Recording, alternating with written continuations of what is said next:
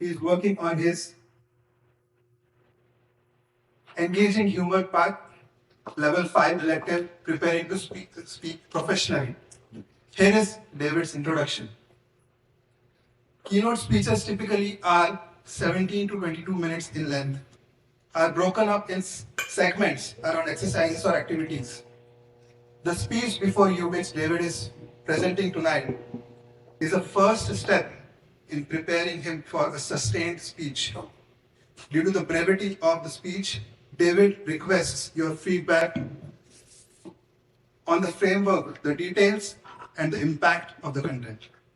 Much like long speeches, parenthood, child bearing can be a very tough subject. No instructions, and often we brought up with ups and downs. So, with the speech title, Not So Yellow Briquette Road,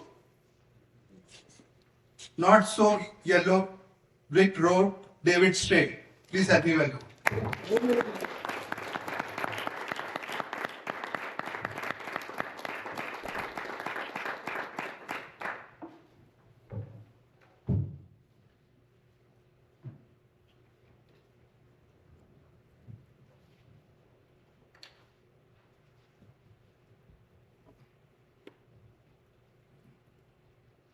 As parents, we strive to be the very best of us in hopes that we can nurture our children to be the very best of themselves.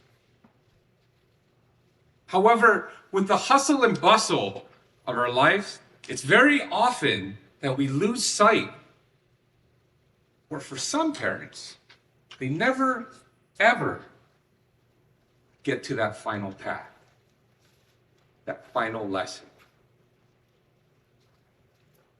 Tonight, my speech titled, The Not So Yellow Brick Road. When you folks, my audience out there, when you became parents, was there a book, a set of instructions? Did someone do right seat, left seat rides with you that taught you what is child rearing? If you did, kudos to you. Most of us do not. We make it up as we go. We hop, we skip, we jump, we go through the hurdles and hope that our child and ourselves are better for it. The yellow brick road. High definition color. Sunshines and rainbows. Does that sound like parenting? Yeah.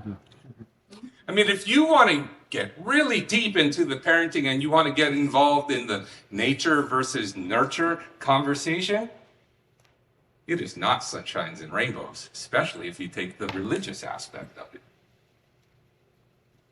But before I go any further about speech, I want to share a little bit with you, a personal story. When my only daughter came to us, it came so quickly. It was so easy. It was organic. It was as if God nurtured us through this process because she came so quickly. It happened. It was amazing. And we were enthralled and waiting for that we created a parenting plan. Because that's what the books say. You create a parenting plan for your second child. However, parenting plans, nature doesn't care about your parenting plan. And it didn't go as planned. Fortunate. We struggled with infertility. And so what do? Who do you go to? We're going to trust our doctors, right? They went through education. They are the ones that can make those educated guesses. I'll come back to that. We were found that we were qualified for egg donor treatments.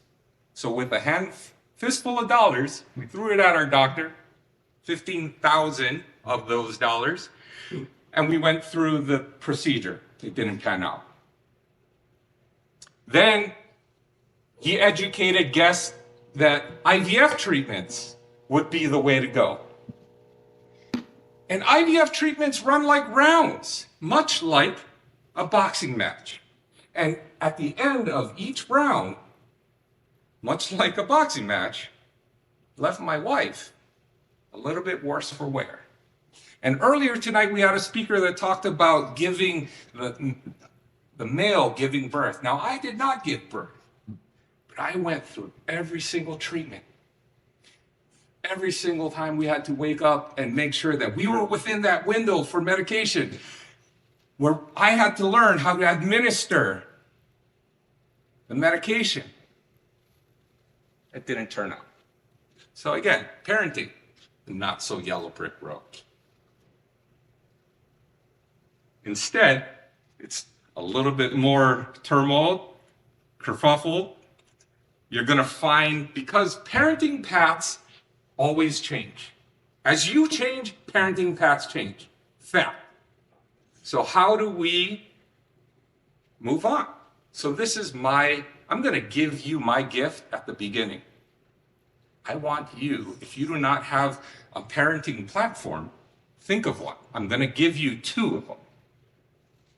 Incorporate them. Have one that's primary and one that's secondary, but they run parallel to each other. Just hold on. For those of you that are falling asleep, I have video.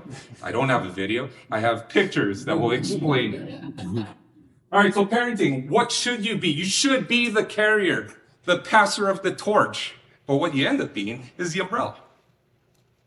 You want to shield them from everything up until the point where they can say, Dad, Mom, I can do it myself.